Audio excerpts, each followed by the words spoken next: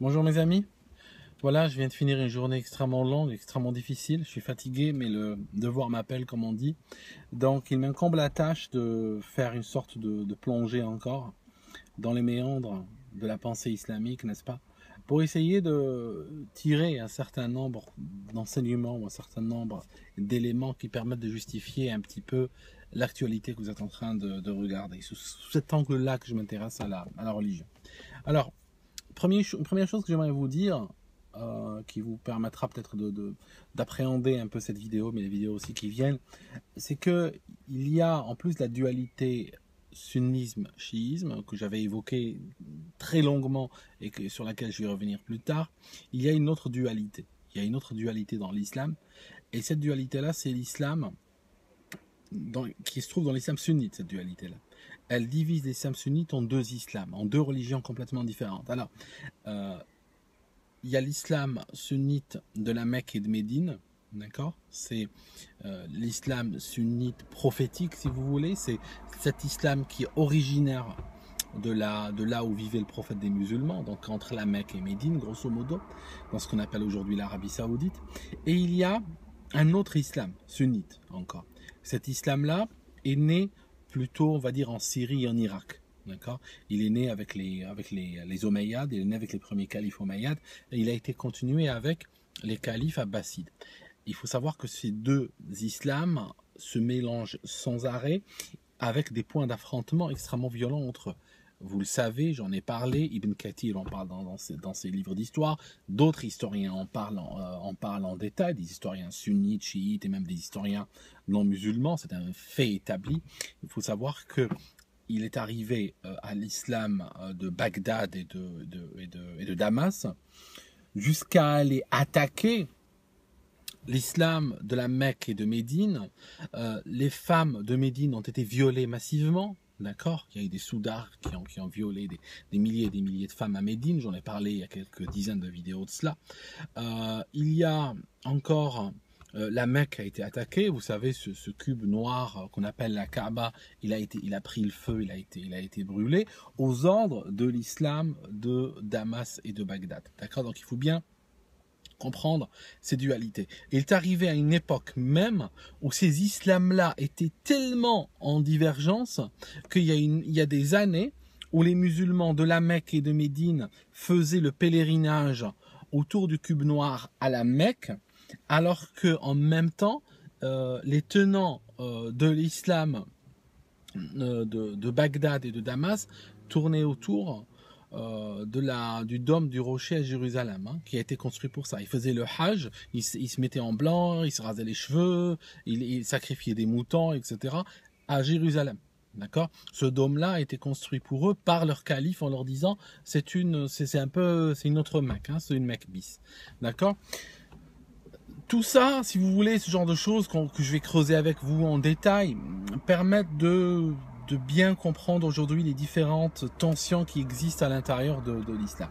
Il faut savoir que les Omeyyades, qui est la première dynastie de califes, qui est arrivée après les quatre premiers califes que les musulmans, enfin les sunnites appellent les bien guidés, mais quand on regarde les saloperies que beaucoup d'entre eux ont fait durant leur vie, on se demande d'où ils ont mérité, comment ils ont mérité ce surnom de bien guidé.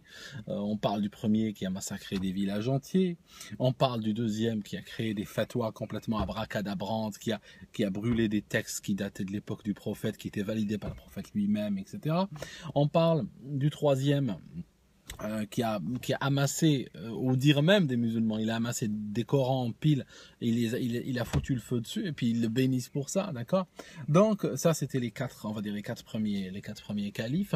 Le quatrième, j'ai beaucoup de respect pour lui, c'est pour ça que je ne vous sors pas il a été tué, il a géré assez peu de temps, mais j'ai beaucoup de respect pour lui. Je retrouve chez lui une tentative, si vous voulez, de ramener les choses sur les rails. Il s'appelait Ali ibn Abi Talib et il a été en fait le quatrième et le dernier calife de cette série des bien guidés.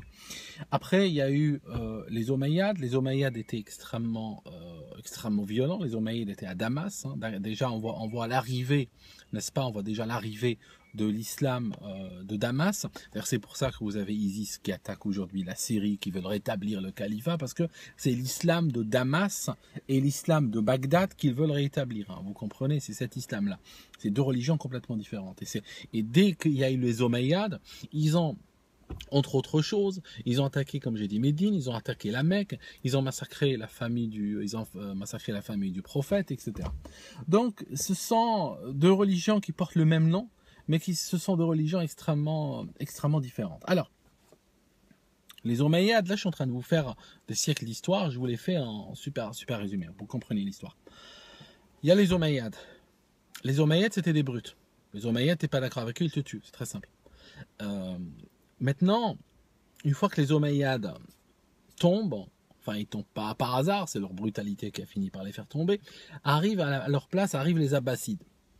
Les Abbassides arrivent avec l'idée de dire on va restaurer l'islam originel, mais en fait ils n'ont rien fait du tout. Ils ont juste pris, ils ont massacré les Omeyyades, et puis ils ont été tout aussi violents qu'eux. Mais attention, les Abbassides, une fois qu'ils arrivent au pouvoir, réfléchissent un peu. Ils se disent, si on continue sur la lancée Omeyyade, ça signifie tuer tous ceux qui sont contre nous ou autres, on va pas aller loin, on va pas s'en sortir. Il faut faire quelque chose. Et ils commencent à travailler sur l'idéologique. Donc les Abbassides travaillent pas que sur la répression, ils sont très répressifs, tout aussi répressifs que les Omeyyades en fait. D'ailleurs, si vous regardez pourquoi, par exemple, le royaume du Maroc a été fondé, vous allez voir que c'est à cause de la répression abbasside qui ont continué à massacrer tous les descendants du prophète que certains ont fui et sont partis en courant. Je vous donne un petit peu plus de détails ici pour que ce soit plus clair. Les Abbassides, tout comme les Omeyyades, tuent sans problème tous leurs opposants. Par contre, il y a une partie des opposants qui leur pose vraiment un gros problème, chez les Omeyyades et aussi chez les Abbassides, ce sont les proches du prophète, que ce soit les proches, ses compagnons les plus proches, ou bien ses descendants. D'accord ?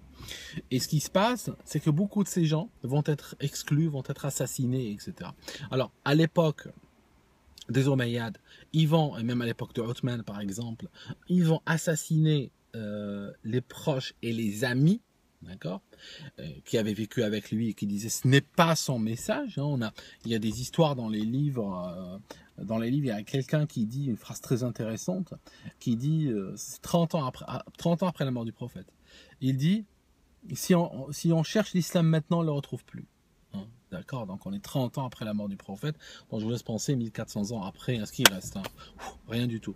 Alors, ce qui se passe, c'est que les Abbassides, à leur époque, il n'y avait plus de compagnons du prophète, mais il y avait les descendants de sa famille. Donc, ils ne voulaient pas que ces gens s'opposent à eux, parce que ces gens, vu que quand ils parlent du prophète, ils disent mon arrière-grand-père ou mon grand-père, eh ben, ça gênait énormément les Abbassides, parce que ça donnait à ces personnes une légitimité que peut-être un opposant lambda n'avait pas.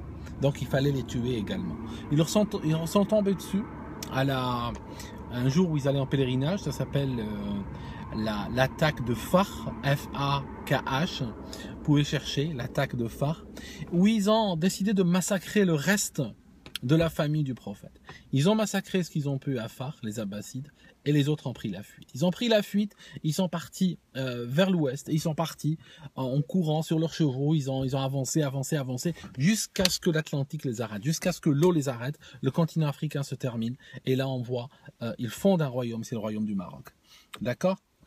Certains se sont arrêtés en Algérie, au sud de Msila. Ils ont fondé un village qui s'appelle Msif. Et ce qui se passe, c'est que à partir de là va naître ce qu'on appelle un arche. C'est une sorte de branche importante qu'on retrouve en Algérie, qui va après se diviser en sub-branches, etc. Puis qui va peupler, une partie de l'Algérie. Alors, ce qui se passe, c'est que là, je suis en train de vous parler de l'arrivée, par exemple, en Algérie, au Maroc, de l'islam, de qui ? De l'islam des descendants du prophète, donc de l'islam, des gens qui ont été massacrés par les califes. Après, vous avez une autre arrivée, vous avez après une arrivée dans le Maghreb, vous avez une arrivée de l'islam de Damas, de l'islam de Bagdad, et là c'est une autre histoire, là ça se fait à l'épée, ça se fait au massacre, etc. D'accord? Voilà. Alors aujourd'hui, je vous disais que les Abbassides ont travaillé sur la répression comme l'ont fait les Omeyyades quelque part, mais ils ont aussi décidé de travailler sur l'idéologique, parce qu'ils ont compris que c'est pour maintenir les gens en laisse, l'idéologique est très important. Et c'est pour ça qu'on constate qu'à l'époque des Abbassides, il y a une construction importante de mosquées. Ils n'ont jamais construit autant de mosquées, il ne s'est jamais construit autant de mosquées qu'à l'époque des Abbassides. Il n'a jamais été écrit autant de livres sur l'islam qu'à l'époque des Abbassides. Si vous regardez les principaux livres que vous pouvez imaginer, comme Bukhari, Muslim, les livres, les différentes écoles du sunnisme, etc., vous allez voir que toutes ces idéologies-là, fondatrices, sont nées durant l'époque abbasside. Parce que les Abbassides ont beaucoup travaillé sur le brainwashing des gens. Ils étaient assez modernes, en fait, dans leur vision de la tyrannie. Alors, aujourd'hui, je vais vous parler de quelque chose. Vous savez, très souvent, les musulmans reçoivent des tweets comme celui-là. Je regardais, ça c'est un tweet du 4 juillet, je crois. D'accord ? J'ai caché le nom de celui qui a tweeté, vous pouvez lire la partie en rouge. Alors c'est un tweet qui parle du prophète des musulmans et il prend un livre, je vais vous dire lequel. Alors le tweet dit, donc il fait dire au prophète des musulmans, m'entendez-vous aux gens de Quraysh? Quraysh c'était une tribu importante à la Mecque à l'époque. Par celui qui tient mon âme, je vous ai apporté l'égorgement. Voilà.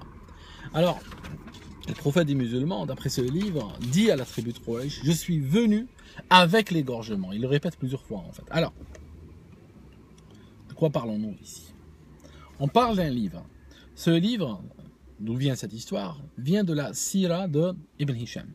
D'accord? Sirat Ibn Hisham. C'est un livre très important dont il sera question aujourd'hui, qui a été écrit à l'époque abbasside. D'accord? Ce livre est utilisé par deux camps. Et là, j'aimerais quand même attirer votre attention, vous qui êtes en ligne, vous aimez les claviers, vous tapez des trucs, vous faites des attaques comme ça. J'aimerais vraiment attirer votre attention sur un point important, que avant de taper des choses, avant de faire des choses, il faut comprendre dans quel camp vous êtes en train de jouer. D'accord? Parce que je vais vous expliquer un point super important tout de suite. Le point que je vais vous expliquer est le suivant. Celui-là est un islamo-critique ou un islamophobe, si on reprend la terminologie de la presse, etc., qui écrit ça. Pourtant, à sa décharge, il ne fait que prendre un livre qui est très connu et très reconnu par les musulmans, Sirat Ibn Hisham, d'accord, qui est un livre très mainstream, qui est en fait une biographie. Sira en arabe, c'est peut être la biographie, si vous voulez traduire, la biographie du prophète, d'accord. Donc il prend cette page et il la balance. Le prophète dit, je vous ai apporté l'égorgement. Qui dit encore je vous ai apporté l'égorgement? C'est Daesh, c'est ISIS. D'accord? ISIS disent nous sommes venus avec l'égorgement. Et c'est pour ça qu'ils égorgent des gens par des populations entières. Ok. Je prends un autre. Je vous prends le Cheikh Al-Albani. Cheikh Al-Albani, comme son nom l'indique, est né en Albanie. Et c'est un cheikh qui est mort en 99, c'est un cheikh salafiste, extrêmement réputé, extrêmement connu, respecté chez le groupe salafiste. Et puis malheureusement, comme chez les musulmans, il n'y a pas de barrière très très solide entre les différentes factions, ça finit par contaminer tout le monde. Le plus agressif finit par contaminer tout le monde. Donc, l'Albanie, c'est vrai que c'est un salafiste, donc tu peux, toi, penser que il y a que les salafistes qui l'écoutent. Ben non, il y a tout le monde qui l'écoute aujourd'hui. J'ai vu des imams très modérés, sunnites, qui citent très libéralement Monsieur l'Albani. Alors, que dit Monsieur l'Albani? Monsieur l'Albani, il a écrit ce livre qui s'appelle Sahih as-Sira Nabawiyya. Il a écrit aussi une biographie du prophète. Donc, il a écrit une biographie du prophète qu'il appelle Sahih. Ça signifie qu'il a pris que les parties qui lui ont semblé à lui dans son étude les plus solides de la biographie prophétique, la biographie du prophète. Donc j'ai pris, moi, son livre, page 149, d'accord, page 149, Et pour ceux qui lisent l'arabe, vous pouvez lire. Je vais vous le lire et le traduire, comme à mon habitude. Donc, qu'est-ce qu'il dit? Alors, l'histoire ça commence comme ça, c'est dans les pages précédentes, mais je vous explique rapidement. C'est que il y a Quraysh, donc c'est la tribu, une tribu très forte, très puissante à la Mecque, c'est une des tribus, c'est la plus puissante en fait à l'époque. Et en fait, ce qui se passe, ils sont des notables, ils sont riches, ils ont des commerces, ils ont des soldats, ils ont tout ça. Ils sont extrêmement excédés par ce nouveau prophète qui arrive, qui commence vraiment à leur casser les pieds avec ces histoires. Et ils en parlent, et ils disent, il a insulté nos dieux, il a dit des mauvaises choses sur nos parents, il a remis en cause nos traditions, et ils commencent à dire qu'ils sont excédés par lui. Et en fait, lui, pendant ce temps-là, il est en train de tourner autour de la Kaaba, à la Mecque, ce cube noir est en train de tourner autour. Alors il passe, et il sent qu'ils sont en train de parler de lui, d'après la description du livre. Donc ils disent quelque chose, ou ils font des signes, ils se rendent compte qu'ils parlent de lui. Passe une deuxième fois, il comprend qu'ils parlent de lui, puis au bout de la troisième fois, il est tellement excédé qu'il leur dit ceci. Je lis en arabe et je vous traduis. Atasma'una ya ma'ashara Quraysh, amma walladhi nafsi biyadihi, laqad ji'tukum bid-dabh. Elle dit, vous m'entendez Quraysh? Vous m'entendez? Il leur gueule comme ça. Vous m'entendez? Je jure par Allah. Donc je jure par celui, dans le texte arabe il ne dit pas je jure par Allah, il dit, c'est une expression d'époque qui était très utilisée. Je jure par celui qui a mon âme entre ses mains. Donc c'est Dieu. Je jure par Dieu, je jure par Allah que je vous ai apporté l'égorgement, ou que je suis venu avec l'égorgement. D'accord? Voilà le texte. Alors, le problème, c'est que quand vous prenez le pauvre musulman lambda, au milieu de tout ça, il est un petit peu dans une situation très délicate. Pourquoi? Parce que on lui balance des trucs comme ça, à la figure. Alors ça vient d'un côté islamophobe, il peut à la rigueur dire « Ouais, mais celui-là, c'est un islamophobe, je l'écoute pas, etc. » Mais bon, celui-là, tu en fais quoi? Celui-là, t'en fais quoi, d'accord? Puis après, il y a ISIS. Après, il y a ISIS, il y a des terroristes. Et en fait, le pauvre musulman, il sait pas quoi faire. Il court comme ça au milieu, et il sait pas quoi faire. C'est pratiquement du tir au pigeon, quoi. Alors, problème, je vous explique le problème. Un point très important, crucial, c'est que, indépendamment de la motivation, de l'histoire, de tout ça, indépendamment de tout ça, n'est-ce pas, on va enlever le discours, on va laisser la factualité qui parle. C'est que celui-là et celui-là disent exactement la même chose, défendent exactement le même point de vue, vous êtes d'accord? Alors, celui-là a des raisons, mais celui-là en a d'autres. Celui-là, c'est quoi sa raison? Celui-là, sa raison, c'est, par exemple, exciter les troupes et leur donner un exemple de tuerie, d'assassinat et de violence pour, justement, les envoyer vers le front du terrorisme et tout ça. Celui-là, c'est quoi son but? C'est la même chose que celui-là? Non, pas vraiment. Celui-là, il se sert de ça comme une sorte de... Je t'envoie une main et je te balance un truc comme ça pour te casser les pieds, pour t'insulter, etc. Mais le problème, c'est qu'ils défendent les deux le même point de vue. Vous comprenez? Ça signifie que celui-là, il a un point de vue qui vient résonner avec celui-là. D'accord? Et c'est pour ça que moi, je ne veux pas être là. Vous comprenez? Je ne veux pas être là-dedans. Je ne veux pas, moi, à mon âge, venir commencer à faire le répétiteur de celui-là. Je ne vais pas commencer à prendre un mégaphone et répéter ce que dit celui-là et confirmer ce qu'il dit. Parce que sinon, je ferais mieux de mettre un turban et commencer à recruter pour ISIS aussi. D'accord? Voilà. C'est pas du travail, ça. Alors, je comprends que celui-là sera pas content quand il écoutera cette vidéo. Parce que je vais lui enlever des billes. J'ai enlevé des billes, des pierres, si vous voulez, qu'il jette sur les musulmans. Mais attention, ces pierres-là, c'est de l'arme chimique. Ces pierres-là, ça nous retombe dessus tous. D'accord? Voilà. Mais en tout cas, je le remercie d'avoir involontairement attiré mon attention sur ce genre de choses, parce que finalement, ça permet toujours peut toujours transformer comment dirais-je, le plan en or, essayer de sortir avec quelque chose de... Parce que moi, je vous dis un truc, moi, je veux aider, alors voilà, je veux dire mon intention derrière cette vidéo, je veux aider les musulmans modérés, je veux les aider à quoi? Je veux les aider à créer un contre-discours qui vient contrecarrer l'islam radical, l'islam terroriste, l'islam de Bagdad et de Damas. Vous avez compris? C'est ce que je veux faire. Ça, c'est mon intérêt.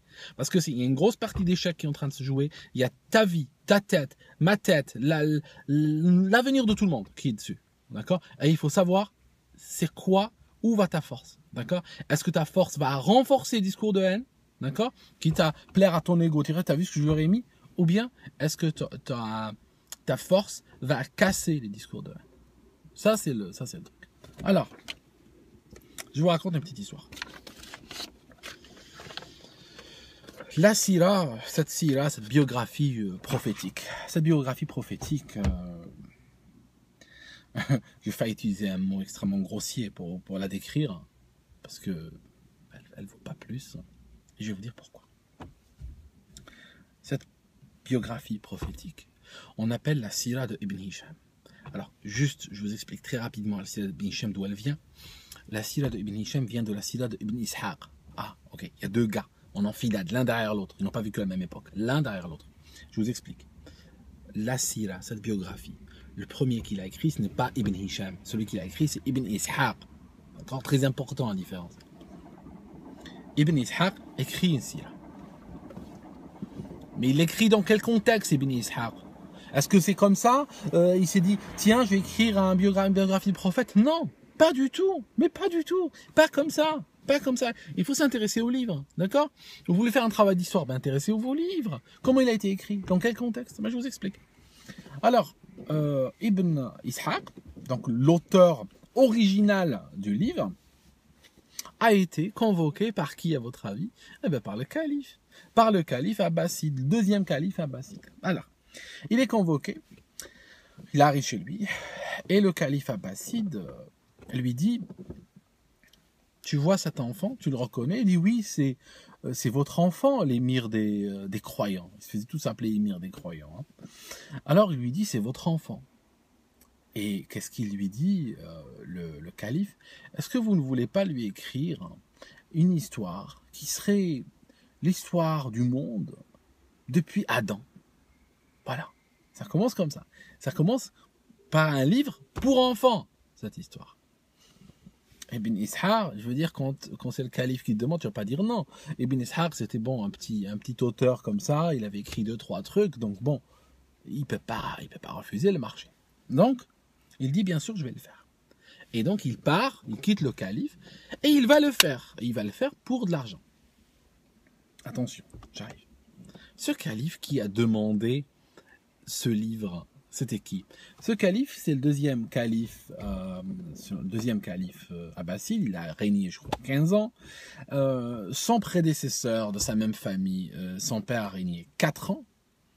Et le premier calife abbasside, donc son propre père, celui qui a régné 4 ans, on l'appelait As-Saffah. On l'appelait As-Saffah, ça signifie le sanguinaire. Pourquoi? Parce que quand il est arrivé au pouvoir, il a massacré tellement de gens qu'il a mérité ce surnom sanguinaire. Même les gens des tombes, il les sortait. Il torturait même les morts des tombes.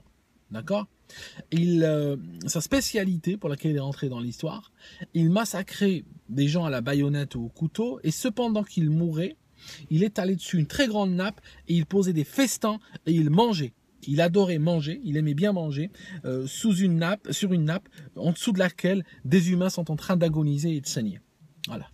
Voilà le genre de famille, n'est-ce pas? Vous comprenez? Le genre de dynastie qui a commandé le livre de ce livre-là. Voilà, ça c'est le premier point. Donc, Ibn Ishaq va écrire le livre. Il revient chez le calife, il dit voilà, j'ai écrit le livre. Alors il écrit un livre, il commence à... Alors il a pris le calife au mot. Quand il lui a dit écris-moi l'histoire du monde depuis le début, ben, il a écrit depuis Adam. Donc il commence depuis Adam. Et il raconte depuis Ève et Adam, il arrive. Et en fait, il met des poèmes, enfin à peu près tout ce qu'il trouve. Ça fait un livre immense. On dirait qu'il tirait à la ligne, on dirait qu'il était payé au mot en fait. Donc il écrit un gros livre. Et il arrive chez le calife, il le montre. Le calife est un petit peu choqué. Il dit ok, je comprends, mais là le livre est un peu gros, surtout qu'il est fait pour un gamin à l'origine. Donc il dit est-ce que tu peux pas me faire une petite raccourcir un peu? Attention, le prophète des musulmans ici, dans ce livre-là, n'est que un sujet parmi tellement d'autres. D'accord? Ce n'est pas vraiment le sujet du livre. Hein. Le sujet du livre parle plus de guerre et de tuerie qu'autre chose. Hein. Pas de tuerie, de guerre. Et tu parles même des noms des chevaux qui étaient dans telle guerre, les noms des prisonniers qui étaient dans telle guerre, etc. etc. Et 3/4 des trucs, il les ramène de sa tête. Hein, d'accord? Alors, quand le calife n'est pas content. Ibn Ishaq, qu'est-ce qu'il fait? Il part, Ibn Ishaq ibn Yassar, il part. Et qu'est-ce qu'il fait? Il réécrit le livre. En fait, il fait un résumé du livre. Voilà. Et donc, il fait une sorte de résumé de son livre original. Ok. Le calife est content, il le paye, l'histoire ne dit pas combien. Et on arrive, je vais dire peut-être 60 ans plus tard, 50 ans plus tard, arrive Monsieur Ibn Hisham. Ibn Hisham, il trouve le livre de Ibn Ishaq, et à partir de là, il veut écrire l'histoire, la biographie du prophète. Alors qu'est-ce qu'il fait? Il arrive dans ce livre, mais il trouve énormément de choses qui n'ont rien à voir, il trouve des poèmes, il trouve des trucs. Donc il commence lui-même à enlever, il enlève, et il rajoute lui aussi. D'accord? Et le livre lui-même, quand on lit la préface du livre de Ibn Hisham, il dit lui-même que dans son livre, il ne peut pas être honnête. Alors, il dit pas je ne peux pas être honnête, mais il dit clairement, dans ce livre, je raconte ce que je peux, comme je dis de mémoire, je raconte ce que je peux. Je ne sais pas si je l'ai ici. Non, je n'ai pas l'intro. Mais trouvez-le, c'est juste la préface. C'est pas une page qui se trouve au milieu, c'est vraiment le début, quoi. Il dit, alors qu'il parle du prophète Mohammed, il dit qu'il est Mohammed, fils de, puis il arrive jusqu'à Adam, donc comme a fait Ibn Ishaq. Et après, il dit, dans ce livre, je ne peux pas tout raconter. Il y a plein de choses que je ne peux pas raconter parce que il y a des gens qui n'ont pas envie de l'entendre, d'accord, ou qui pourraient prendre mal que je le raconte. Donc déjà, il explique qu'il n'est pas 100% libre, d'accord. Il ne va pas dire non plus qu'il y a des choses qu'il raconte pour faire plaisir à certains, mais au moins il a l'honnêteté de dire qu'il y a des choses qu'il ne peut pas raconter. Et il écrit ce livre, ce qu'on appelle Sirat Ibn Hisham. Mais en fait, c'est Sirat Ibn Hisham d'après Ibn Ishaq. Mais en réalité, même la Sirat de Ibn Hisham, le prophète apparaît comme un personnage secondaire dedans. Et chaque fois qu'il est évoqué, c'est juste pour raconter des saloperies sans nom. Il n'y a que des musulmans qui ne lisent pas, hein, qui viennent de la nation illettrée, comme dit Bukhari, qui ne lisent pas pour donner le moins de crédit à ce tas de... Hein, d'accord? Ok. Je vous donne un exemple. Parler, c'est bien, mais il faut donner des exemples. As-Sarim al-Masloul, vous connaissez ce livre, j'en ai parlé une fois, j'en ai parlé à l'époque des attentats de Charlie Hebdo. Je suis en train de le lire à l'époque. Il y a beaucoup de gens, parce que j'avais sorti dans cette vidéo qui a fait 1 million de vues, beaucoup de gens croyaient que je vous avais dit je l'ai trouvé dans le coffre, et des gens lui disent oui, je l'avais trouvé dans le coffre, vraiment. Parce que précédant les attentats du 11 janvier, je vais dire 11 septembre, j'étais en train de lire ce livre et j'étais en train de préparer une vidéo pour vous parler de ça. Et j'allais vous dire à l'époque, ça c'était avant les attentats, que ce livre qui se diffuse de manière très libérale, si quelqu'un le lit, il peut croire qu'il est autorisé à aller massacrer des gens qu'il juge se moquer du prophète. Hein? D'accord? Et puis là, les terroristes ont pris de vitesse et puis ils ont fait l'attentat. Ce qui fait que quand j'ai entendu l'attentat, j'étais un petit peu paumé comme ça. Après, j'étais dans la voiture, je me suis rappelé que le livre était dans le coffre, je l'ai pris et je vous ai dit voilà, j'ai trouvé ce livre mais il était vraiment dans le truc. J'étais en train de travailler dessus de toute façon. Alors, As-Sarim al-Masloul de Ibn Taymiyyah, qui les sunnites appellent Cheikh al-Islam, n'est-ce pas? Celui-là, c'est l'islam à fond de Damas et de Bagdad, hein, d'accord? Juste pour vous expliquer. Alors, je prends la page 59 et je vous montre un type de relation qui peut exister entre un calife et un raconteur, comme par exemple Ibn Ishaq. Regardez ce qui se passe. Je vous le montre ici, comme ça cette partie, j'en suis sûr qui lisent l'arabe peuvent arrêter ici et la lire. C'est en haute définition, donc vous pouvez arrêter et lire à l'écran sans problème. Alors, qu'est-ce qu'il dit? Je vais vous lire en arabe et en français. Donc cette histoire est racontée par un certain Ali ibn al-Madani. Ali ibn al-Madani, c'est quelqu'un de très important chez Bukhari et tout ça, ils prennent beaucoup de hadiths de lui. Il dit: je suis rentré chez le l'émir des croyants. Et il m'a dit, regardez ce que dit l'émir des croyants, hein, le calife. Regardez ce qu'il dit au gars. أتعرف حديثا مسندا في من سب النبي فيقتل. Excellent. Il dit, est-ce que vous connaissez un hadith qu'on attribue au prophète et c'est quelqu'un qui a insulté le prophète et qui est tué pour ça? Regardez le calife, la question qu'il pose. Jamais vu une question aussi précise. Il lui dit clairement, est-ce que tu peux me raconter une histoire avec un bien attribué, avec un isnad très solide, ça signifie une chaîne de narration solide, où quelqu'un a insulté le prophète et il s'est fait tuer pour ça. D'accord? Comprenez? Il est en train de lui mettre les paroles dans la bouche. J'imagine, c'est un calife abbasside.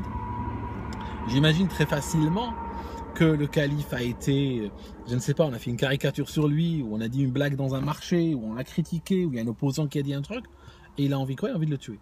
Donc il a besoin d'un exemple, parce que ces gens-là se prétendaient être l'émir des croyants. Donc l'émir des croyants ne doit agir que par un exemple prophétique. Il a besoin d'exemples prophétiques pour agir. Voilà. Donc, que dit donc le gars qui s'adresse la question, donc Ali ibn al-Madani?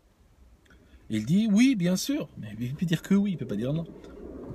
Alors, je lui ai parlé de ça, donc il lui donne un exemple. Il y a un homme qui était en train d'insulter le prophète, puis le prophète a dit qui s'occupe ou qui règle le compte de mon ennemi? Et puis vient Khalid ibn al-Walid et il a dit moi, je le ferai, moi je lui règle son compte. Le prophète le lui a envoyé et donc il l'a assassiné. Et donc l'émir des musulmans, l'émir des croyants, donc le calife, et n'arrive pas à croire sa chance. Il dit t'es sûr que la chaîne de narration est solide? Il lui dit oui, elle est très solide cette chaîne de narration. Et il lui dit voilà, elle a été racontée par un tel, c'est des gens célèbres. Et là la chute, mes amis, là il y a une chute absolument extraordinaire. Je l'ai mis en carré, comme ça ceux qui lisent l'arabe peuvent la lire. Regardez ce que j'ai mis en carré, ce que j'ai encadré, s'il vous plaît. Lisez-moi ça. Regardez. Si vous avez un grand écran, ça va apparaître énorme dans votre salon. Ça va apparaître énorme. Qu'est-ce qu'il dit? Fa'amarali bi alfa dinar. D'accord? Amarali bi alfa dinar. Ça signifie que le calife a ordonné qu'on me donne 1000 dinars. D'accord? Voilà. C'est comme ça qu'a été écrite l'histoire du prophète. Voilà. Donc, ce qui se passe, il a reçu 1000 dinars. 1000 dinars à l'époque, c'est comme si je vous dis 100 000 euros aujourd'hui. D'accord? Le gars a reçu 100 000 euros sur canapé pour raconter une histoire. D'accord? Ça lui a pris 2 minutes à raconter, il a pris 100 000 euros sur canapé. Il a raconté exactement ce que En fait, il n'a pas raconté, il a paraphrasé, il a raconté ce que le calife a raconté au début. Parce que c'est le calife qui dit, est-ce que tu connais un cas précis, documenté, que quelqu'un a insulté le prophète, que le prophète le tue? Et qu'est-ce qui se passe? L'autre dit oui, il lui raconte exactement, il lui resserre exactement ce qu'il lui a dit. Et après, qu'est-ce qui se passe? Il reçoit pour ça 100 000 euros. D'accord? Alors maintenant, je vous mets juste du point de vue de l'historien. Pas religion, oubliez la religion. Point de vue de l'historien, quand tu regardes et que tu vois que les témoins qui rapportent un certain nombre d'histoires ont été payés des sommes aussi astronomiques par des hommes politiques. Un homme politique, connu pour sa violence, paye un témoin 100 000 euros pour raconter une histoire. Quelle est la chance que cette histoire soit inventée, ou soit un mensonge, soit racontée pour les besoins de la cause? Ça, je laisse ceux qui écoutent, je les laisse juger eux-mêmes. Je ne vais pas m'étaler plus que ça. Alors, on continue. Ça, c'était un exemple que j'ai pris pour vous montrer combien pouvait rapporter une seule histoire inventée sur le prophète des musulmans. Une histoire, elle rapporte 100 000 euros. Alors un livre, alors là, c'est clair, là tu achètes le Concorde. Un autre livre. Alors, ce livre, il a été écrit par Ibn Hajar al-Asqalani. Ibn Hajar al-Asqalani, un pilier du sunnisme, un pilier. C'est lui à qui on doit l'explication, l'exégète, l'explication du livre de Bukhari, Sahih al-Bukhari, Fath al-Bari, qui est un livre très important, qui explique sur énormément de tomes Sahih al-Bukhari. a été écrit par Ibn Hajar al-Asqalani. Ce livre-là est une encyclopédie des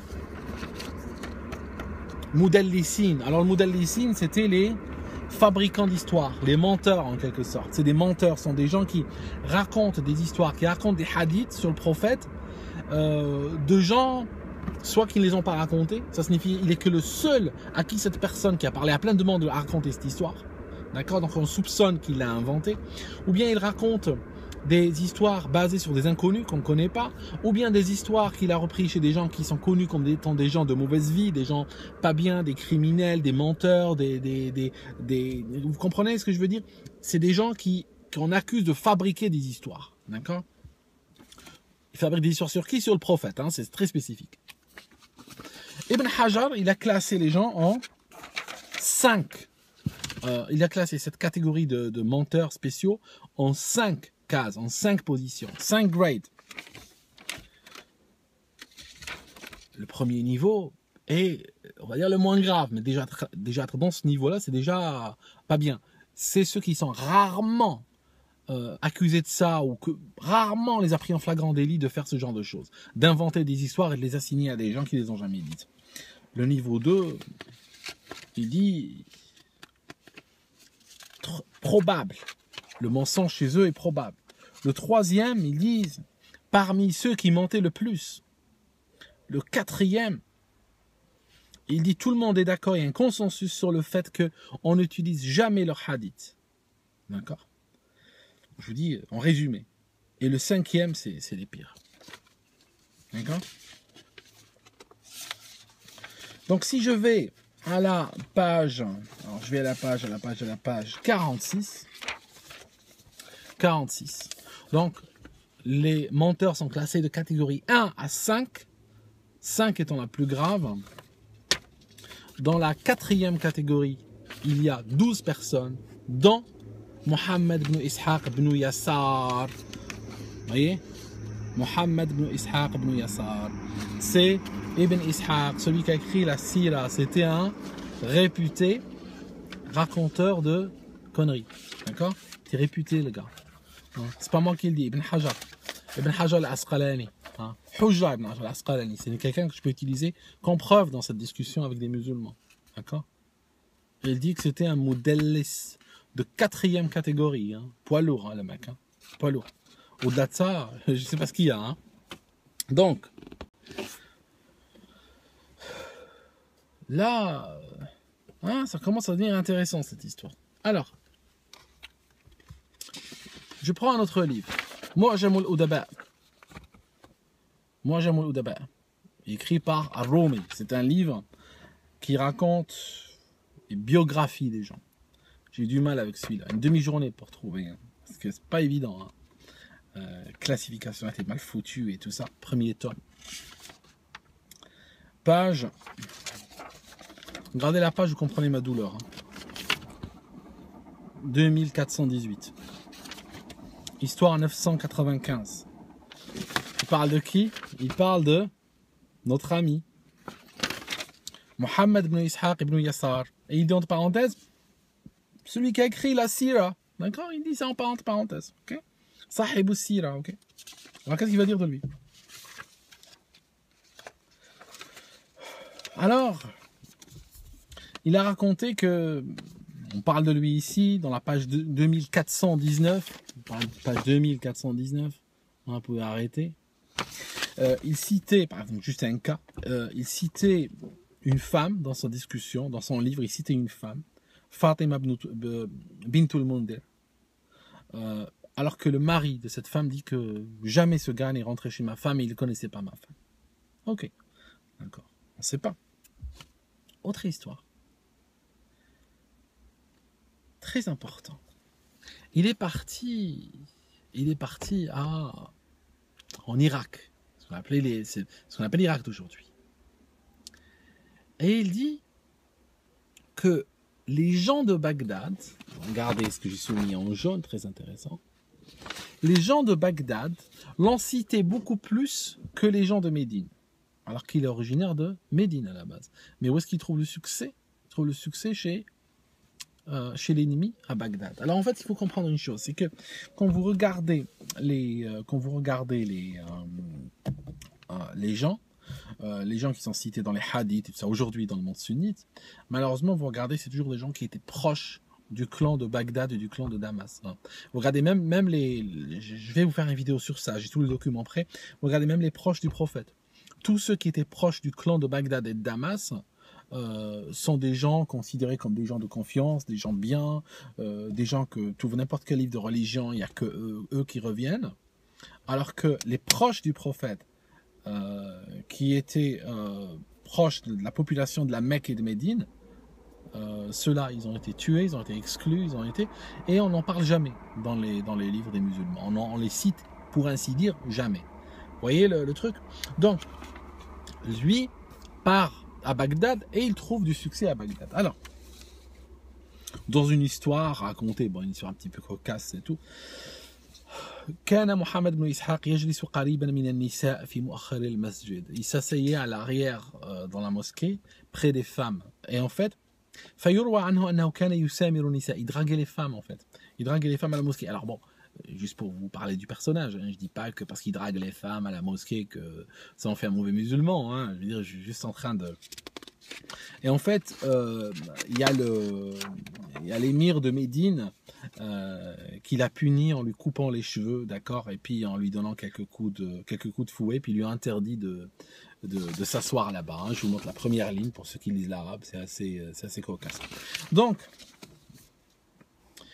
ce qui se passe, c'est que il y a eu des paroles entre lui et comment il s'appelle, Malik ibn Anas, fondateur de l'école malékite. Donc pardon du peu, hein. C'est pas le premier venu quand même, Malik ibn Anas.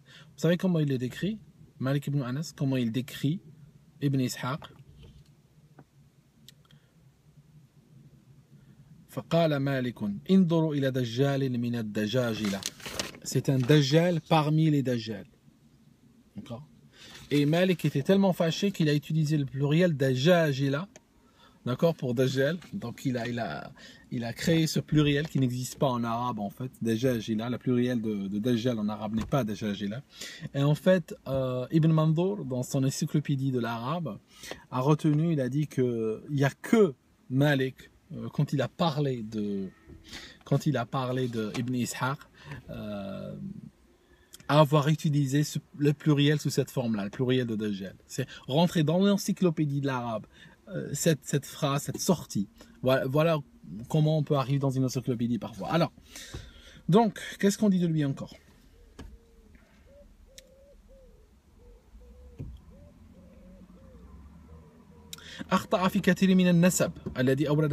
Il s'est trompé énormément dans les arbres généalogiques, parce qu'il décrivait dans les histoires des gens, il parlait un tel est le fils d'un tel, le fils d'un tel. D'ailleurs pour le prophète Mohammed, il va dire fils d'un tel jusqu'à Adam et Ève, et ils disent qu'il s'est trompé énormément dans ces arbres généalogiques. Donc c'était fantaisiste, d'accord.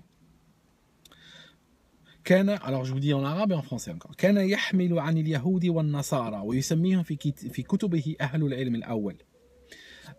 Il prenait, il pompait, yahmilou, il pompait directement, il plagiait chez les juifs et les chrétiens, d'accord, qu'il appelait les gens du premier savoir.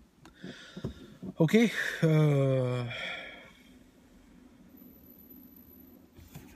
voilà, ça c'est une petite partie de la vie de Monsieur Ibn Ishaq. Majmou' al-Fatawi, Ibn Taymiyyah. Ibn Taymiyyah, dans son Majmou' al-Fatawi, c'est une grosse encyclopédie qui fait des fatwas. Et donc là, on est dans le volume 13, on est dans la page 345. D'accord. Qu'est-ce qu'il dit de lui ?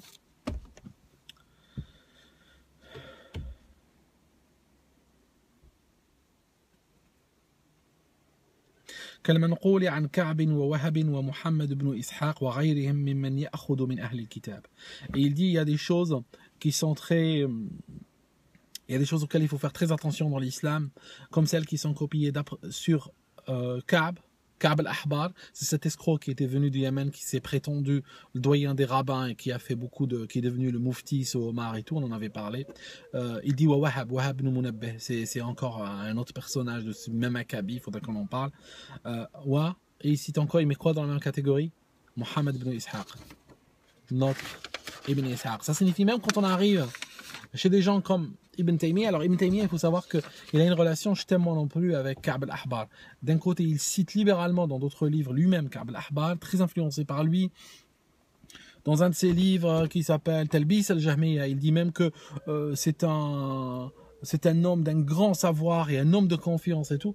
Mais là, dans ce livre, il semble tout à coup se retourner. Il n'a pas été très linéaire dans sa vie, Ibn Taymiyyah. Il est très changeant. Mais en tout cas, en plus voilà, qui est critiqué par qui? Donc il est critiqué par Ibn Taymiyyah, d'accord, ce Ibn Ishaq qui a écrit la première biographie du prophète, est critiqué par Ibn Taymiyyah. Juste pour ceux qui suivent Ibn Taymiyyah, que moi je leur donne une source à laquelle ils font confiance.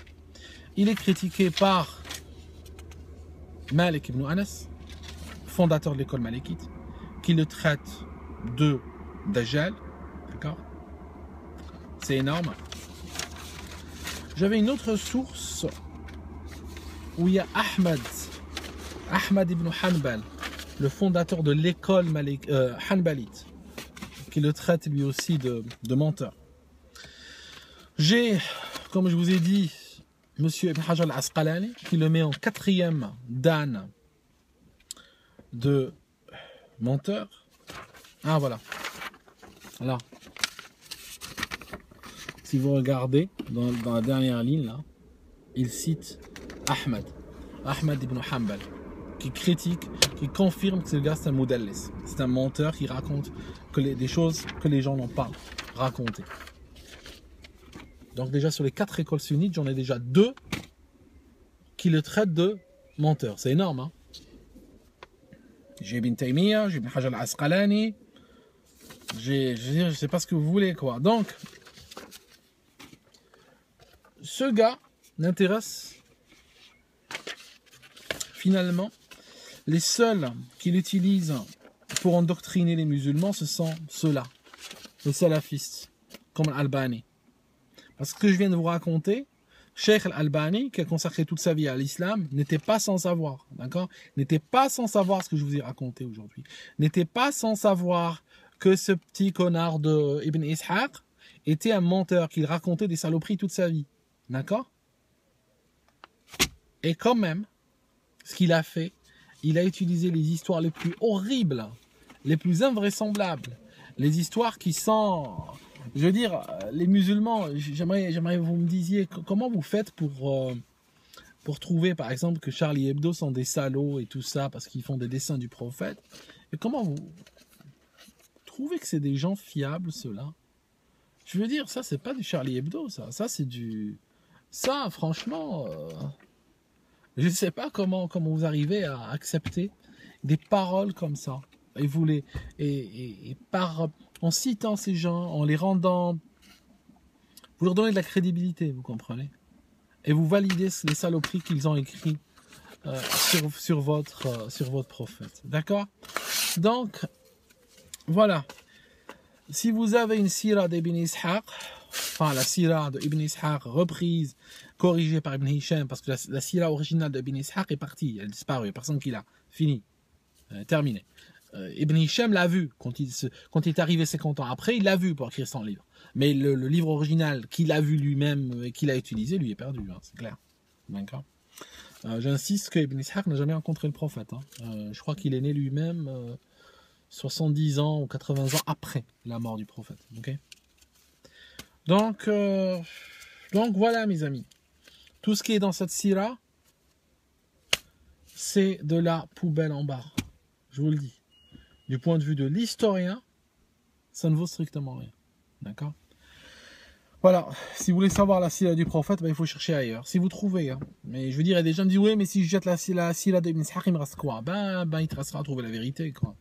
Je veux dire, quand on rejette le mensonge, c'est déjà un bon départ, n'est-ce pas, pour trouver la vérité. Ok.